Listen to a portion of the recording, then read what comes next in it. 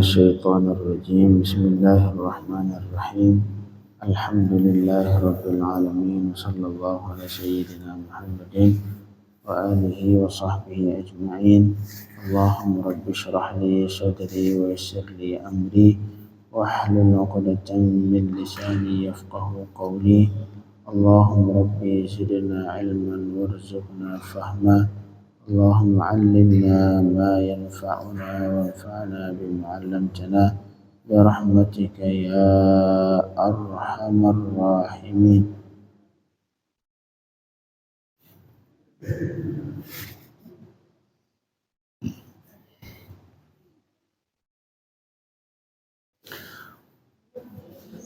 Jemaah subuh yang dirahmati Allah, sebelumnya belum niat i'tikaf untuk berniat nawaitul i'tikaf fi hadzal masjid lillahi ta'ala. Sahaja aku beri'tikaf di masjid ini karena Allah Subhanahu wa taala. Kita lanjutkan pembacaan kitab Jalalain, tafsir Jalalain dengan Al-Imam Jalaluddin As-Suyuti dan Al-Imam Jalaluddin Al-Mahalli rahimahumullah, wa nafa'ana bihima wa bi'ulumihima fid darain amin. Masih di surah Ali Imran ayat ke-7. A'udzu billahi minasyaitonir rajim. Bismillahirrahmanirrahim. Huwa alladzi anzala 'alaikal kitaba minhu ayatun muhkamat hunna ummul kitabi wa ukharu mutasyabihat.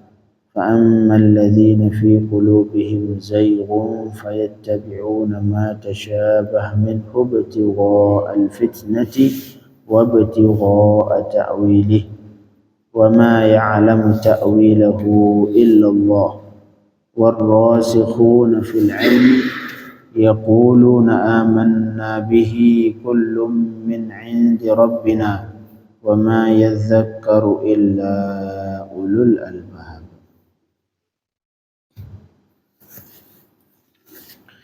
Bismillahirrahmanirrahim. Kemudian kita berhenti di pertengahan ayat. Lumayan panjang.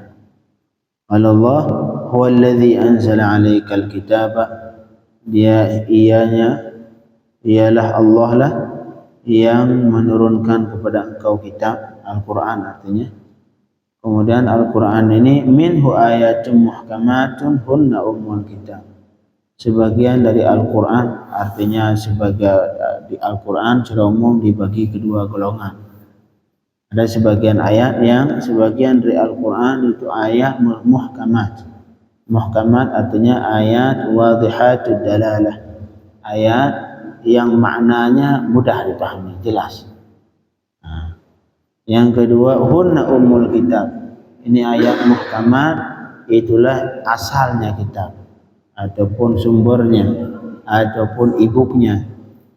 Yang semua nanti ayat mutasyabihat harus dikembalikan ke ayat muhkamat. Hunna ummul kitab. Jadi yang jadi pegangan dalam memahami Al-Quran yang paling utama adalah ayat muhkamat. Karena ini ayat muhkamat, ayat yang mudah dipahami makna, yang maknanya jelas. Kemudian yang golongan yang kedua dari ayat Al-Quran, wa ukharu mutasyabihat, dan yang lain, ayat-ayat yang lain namanya ayat mutasyabihat, ayat yang tidak dipahami makna. Ini tidak dipahami makna, alasan seperti yang kita sebutkan minimal ada dua. Yang pertama, ayat-ayat yang memang dalam bahasa Arab itu bahasa tidak ma'ruf, seperti Alif Lam Mim, Yasin. Itu kalau kita cari di kamus Arab ketemu. Ataupun yang kedua, bagian ayat mutasyabihat adalah ayat-ayat yang membicarakan tentang sifat Allah, yang makna yang zahirnya sesuatu yang tidak mungkin pada Allah. Contoh yadullah. Yadullah adalah sifat Allah, tapi Allah membicarakan sebuah sifat dengan kata-kata yad. Kalau makna yad secara bahasa, secara zahir, artinya salah satu juzuk, salah satu anggota badan, jawarih. dan itu tidak mungkin dipahami pada Allah. Ini yang contoh, tidak mungkin dipahami pada Allah. Karena kalau kita pahami Allah memiliki tangan, otomatis seolah-olah Allah ini, zat Allah terbentuk dari beberapa bagian seperti tubuh manusia, dan itu tidak mungkin. Tidak mungkin zat Allah terbentuk dari beberapa bagian, karena kalau seperti itu otomatis Allah membutuhkan zat yang lain yang membentuknya, dan itu mustahil. Itu mustahil, tidak mungkin pada Allah. Jadi ayat yang mutasyabihat yang kedua, ayat-ayat yang membicarakan tentang sifat Allah, tetapi kalau dilihat dari makna zahir ayat ini sesuatu yang tidak mungkin pada Allah Subhanahu wa taala. Kemudian Allah lanjutkan, fa ammal ladzina fi qulubihim zayghun, adapun orang yang dalam hatinya terdapat mail anil haq, yaitu jauh dari kebenaran ataupun sesat. Ya, orang yang dalam hatinya terdapat jauh dari kebenaran, itu fayattabi'una ma tasyabah, mereka terus menerus sibuk mengikuti apa saja yang mutasyabihat dari Al-Quran. Jadi seolah-olah bagi mereka Al-Quran ini cuman membicarakan tentang yadullah, tentang Ar-Rahman al-Arsy istawa, tentang ayat-ayat mutasyabihat. Sedangkan ayat muhkamat yang lain seperti laisa kamitslihi syai', lam yalid wa lam yulad wa lam yakul lahu kufuwan ahad. Ini ayat muhkamat, tidak ada satupun yang sama dengan Allah Subhanahu wa taala. Tidak mungkin Allah sama dengan makhluk. Ini semua ayat-ayat yang muhkamat. Tapi orang yang dalam hatinya terdapat jauh dari kebenaran, maka dia terus yang sibuk, yang dia bicarakan cuma ayat mutasyabihat saja. Fayattabi'una ma tasyabah, maka mereka itu terus menerus mengikuti apa saja yang mutasyabihat dari Al-Quran. Tujuan apa? Tujuan ibtigha al-fitnah, untuk mencari fitnah atau mencari fitnah.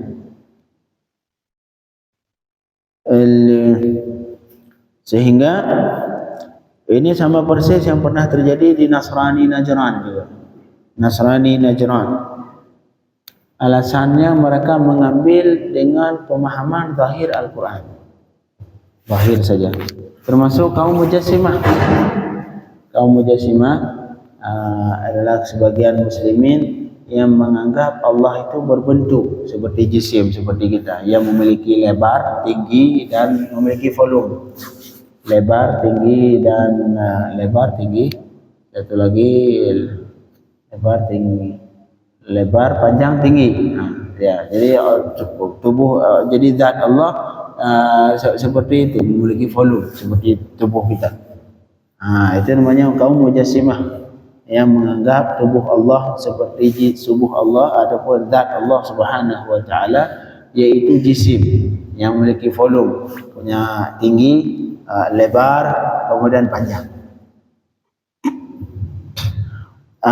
Itu penyebab masyarakat terjerumus dalam tajsim, menganggap Allah itu jisim, karena memahami zahir Al-Quran, tidak pernah mau mendalami terus yang zahir-zahir saja.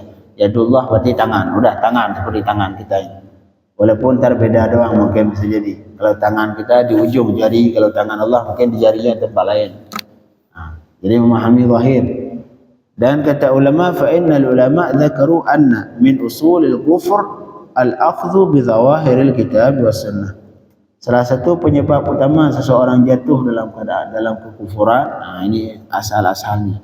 Bukan berarti kita mengkafirkan, tidak. Tetapi ini yang ujung-ujungnya bisa mengakibatkan kekufuran, yaitu memahami Al-Quran secara zahir. Secara zahir saja. Tidak pernah apabila satu ayat, karena kalau dipahami satu ayat secara zahir semua bakal bertentangan. Pernah suatu ketika dulu di Saudi, kaum Salafi Wahabi bertemu dengan salah satu ulama sunnah di situ. Yang ini suka memahami ayat secara zahir, dan kebetulan ini Salafi ini, Wahabi ini buta, dan kebetulan orang buta dia. Akhirnya lagi berdebat, ya sudahlah, Kamu ini suka berdebat, suka mengambil makna yang zahir dari Al-Quran. Kata beliau, dalam Al-Quran ada satu ayat, kata beliau, wa man kana fi a'ma fahuwa fil akhirati a'ma wa adallu sabila. Kata Allah dalam surah Al-Isra. Kata Allah, wa man kana fi hadhihi a'ma fahuwa fil akhirati a'ma wa adallu sabila. Siapa saja yang di dunia ini buta, maka di hari kiamat nanti lebih buta dan lebih sesat. Coba kamu sekarang pahami makna zahir saja itu. Coba pahami makna zahir. Siapa? Kamu di dunia buta kan? Berarti di akhirat nanti lebih buta lagi kamu. Akhirnya baru ngah beliau. Berarti Al-Quran ini tak boleh dipahami secara zahir semua. Karena ada sebagian ayat, contoh ayat ini, wa man kana fi hadhihi a'ma.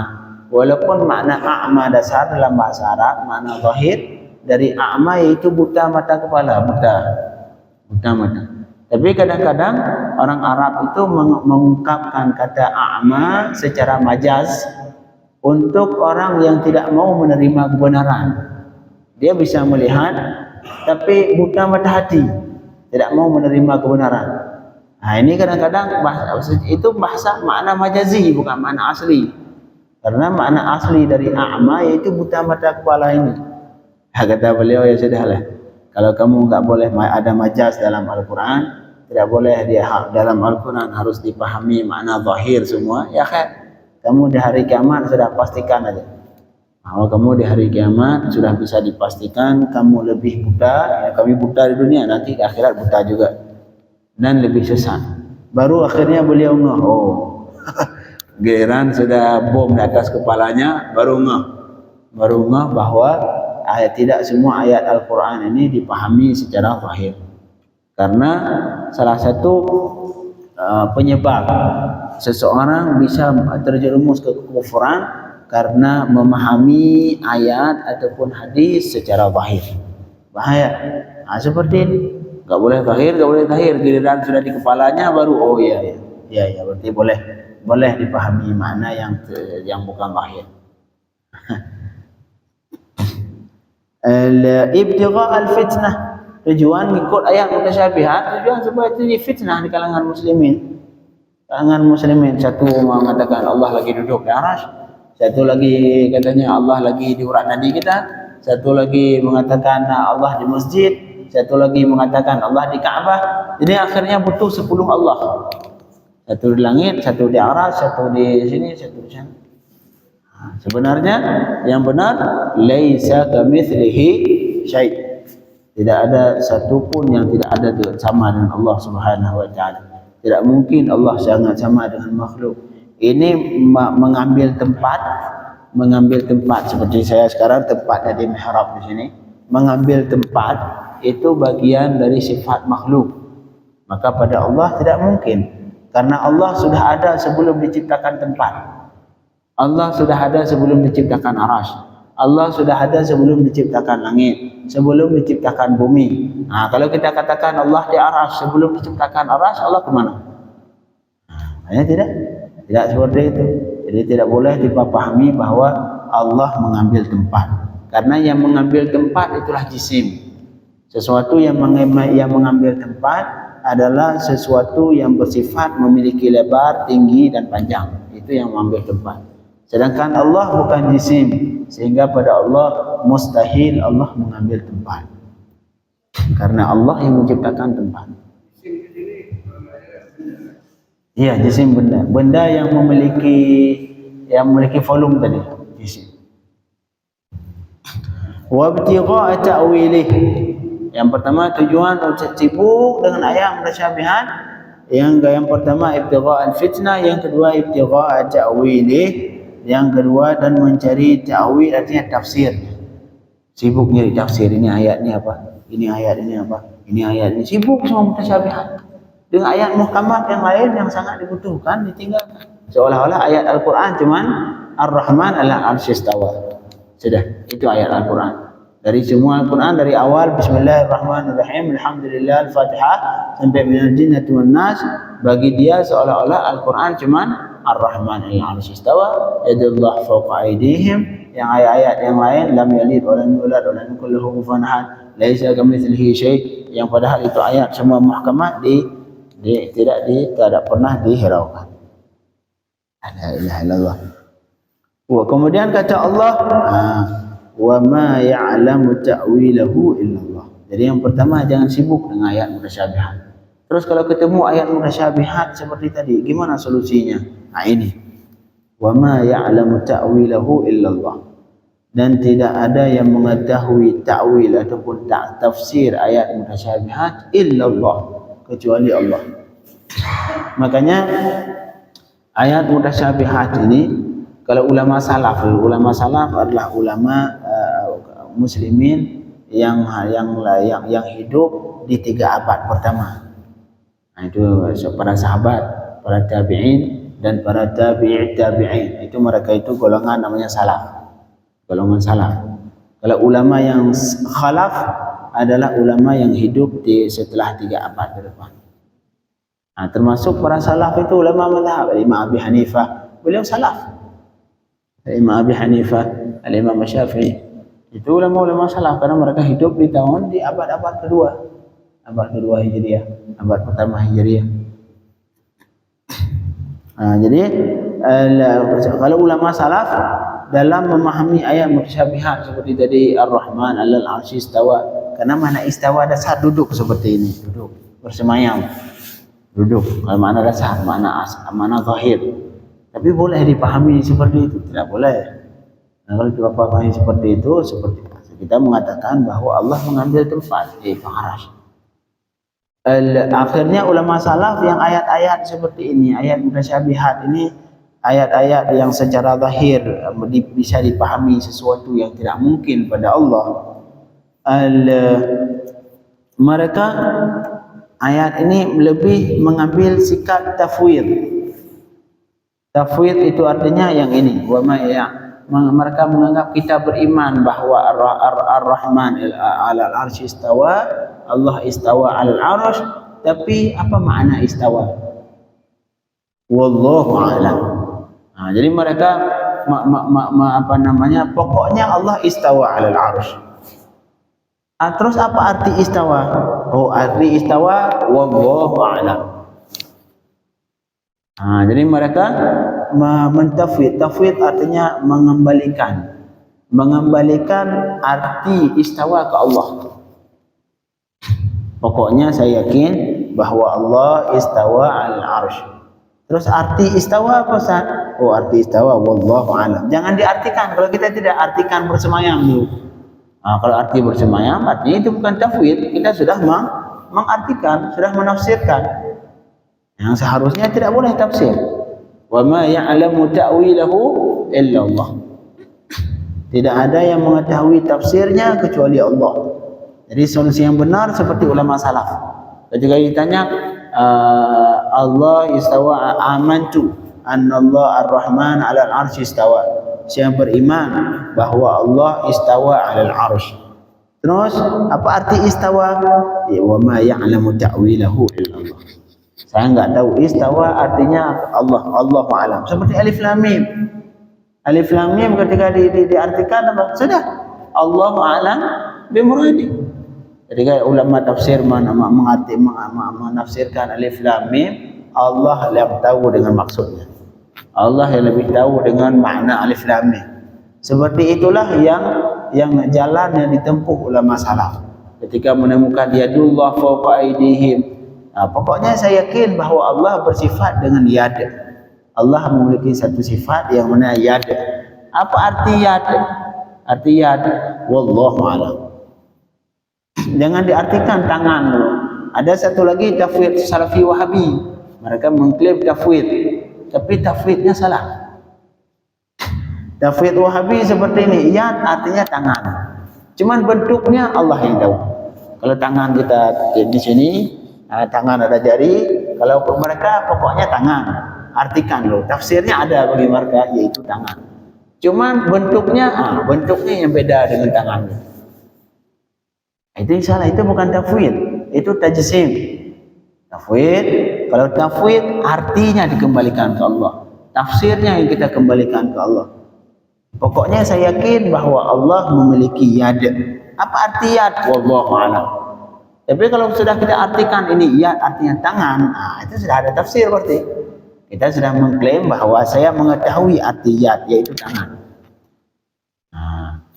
Yad artinya tangan.